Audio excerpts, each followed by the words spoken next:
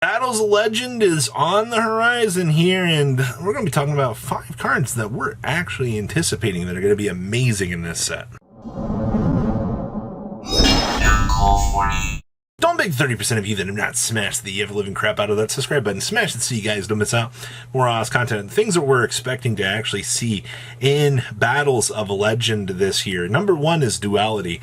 This is one of my favorite cards in the game because this opens up so many doors for plays. It lets you tribute 1 light or dark monster. So actually summon 1 light or dark monster with the same original type and level, but different original attribute from your hand or extra deck. During your main phase, you can banish this card from your graveyard and then target 1 light and 1 dark in your graveyard.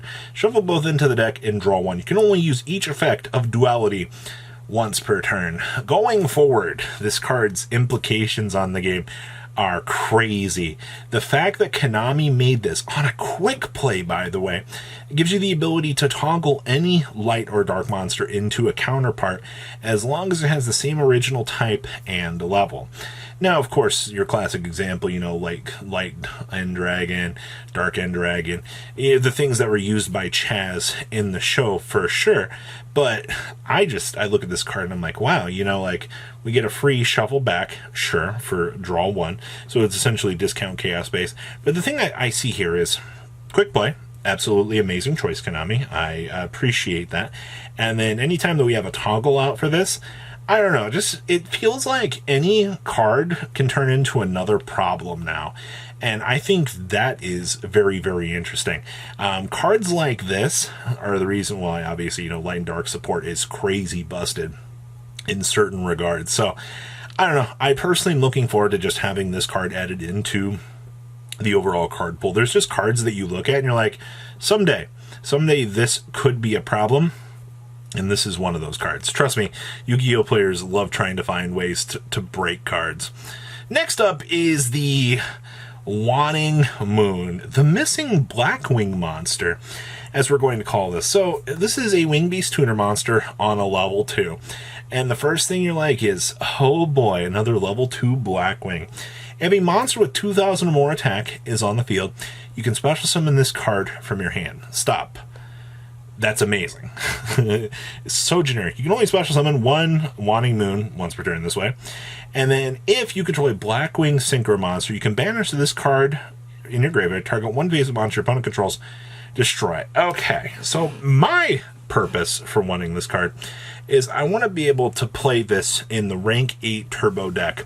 Now remember, the Rank 8 Turbo deck literally thrives on Alpha, the Master Beast, Gizmek, Swash to Floor, all these level 8 strong monsters that give you access to Dragooblion, or you have a case like this where you have a level 2 tuner that you can summon, because guess what? All of these incredibly large monsters that you're playing all have 2,000 or more attack. Okay, so what am I going to do with this level 2 tuner? Well, the fact that it's a tuner monster, which means we get access to Baron, Chaos Angel, the level 12s, or excuse me, the level 10 squad out here that are all full of these incredibly busted cards at this point in time. Now, of course, you also get to, run through the Blackwing applications here as well, because not only, as long as you have a Blackwing 2,000 more attack, you can summon this in Blackwings, and then you get the quick effect to actually be able to banish it to target a face-up card your opponent controls and destroy it. That's actually pretty free real estate. So you have one of the craziest cards here that works on a dual-sided purpose. And man, I certainly do love when we have generic good cards like this. It's so funny that it just has Blackwing in the name. Thank you for this. Next up is the Caddycorn. Now, this has actually been something I've been seeing come up a lot in the OCG as of late. So Caddycorn, it's a plant effect monster on a level 4 with 1,500 attack points. And the first thing you're going to see here is, you're like, why do I care about this? Well, a lot of these Rika decks in the OCG, I've actually been playing this. So if this card is special summon and you control no card in your field zone, you can add 1 field spell from your deck to your hand. Hold up here. So you're telling me, as long as I special summon this, I can go tutor for any field spell in my deck as long as I control no card. Okay, well that's pretty good. If this card is destroyed by battle or card effect and sent to the graveyard, target one field spell in your graveyard and add one card with the same name from your deck to your hand. You can only use each effect of Caddycorn once per turn. So what you're getting here is you're getting this monster that gives you the ability to search for any field spell in your deck. Thank you, Plant Synergy. That's what you want to see out here. I tell you, when I initially saw this card and I was like, well, you know, like this doesn't seem too good. No, the OCG changed my mind about this card because when you have a plant monster on a level 4 that just says, hey, you special summon, you want to go search for Con now? Congratulations, you can. There's also, I'm sure, plenty of other applications that you can play generically with this card because in the game of Yu-Gi-Oh!, trust me when I say this, the more generic the card tends to be, the possibility of the more crazy splash ability that you can have.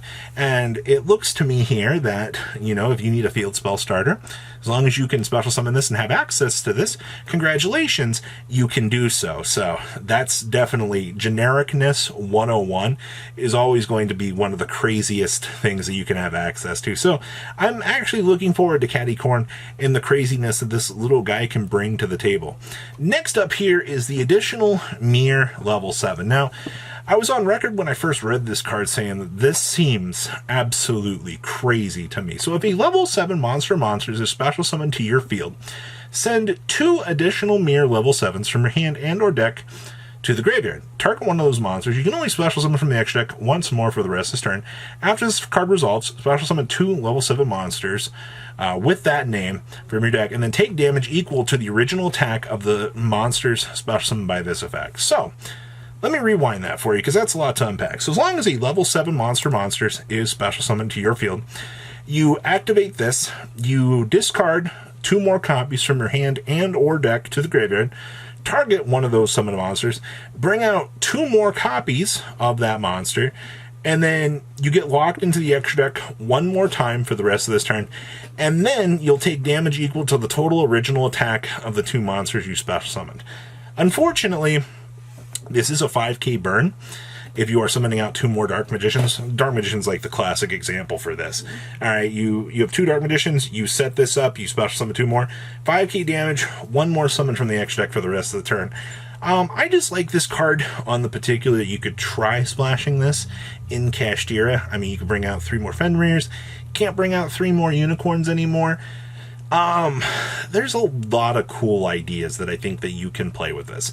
And especially in the game of Yu-Gi-Oh! Here, once again, when you have cool cards like this that work in a particular set way, I think that this is one of those things here that you could have a lot of fun with. So this is one of those cool extending options that you're just going to kind of take a look at in this set. Hopefully it's in here and go, wow, you know, like that seems really, really cool.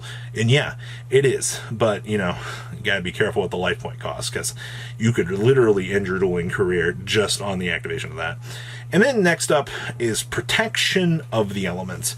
Every hero player out here was excited to receive the Fabled Counter Trap card. So when a spell or trap card is activated, banish 1 face-up elemental hero monster you control till the end phase. Negate that activation if you do destroy that card. If you control a Terra Firma, you can banish this card from your graveyard, special summon 1 elemental hero monster or monsters that is banished or in your graveyard, ignoring its summoning condition. And you can only use this effect of Protection of the Elements once per turn. So it only works with elemental heroes. That's my first big sad cry here. But the card is incredibly cool. Honestly, anytime that we can get one more option for heroes, whether or not, you know, it might be good, it might be bad, this feels like a step in the right direction here for heroes. Fingers crossed here that maybe in the future we'll get something else. But I feel like hero players are going to be very excited just for the potential to add this to their collection. This is one of those cards that you look at and you go, wow, this actually is very late and, you know, it's not going to see much play. But you know what? It's one more piece that you can add into the pool of things. So that's everything that I'm anticipating or hoping is in the battle set for this year. And the fact that these are lots of new cards that you'll be able to add into your existing pool of things to make the game a little bit more interesting. So please, leave a comment down below, tell me what you guys think, and I'll see your beautiful faces back here later in the day, guys. Peace out. Patrons, thank you.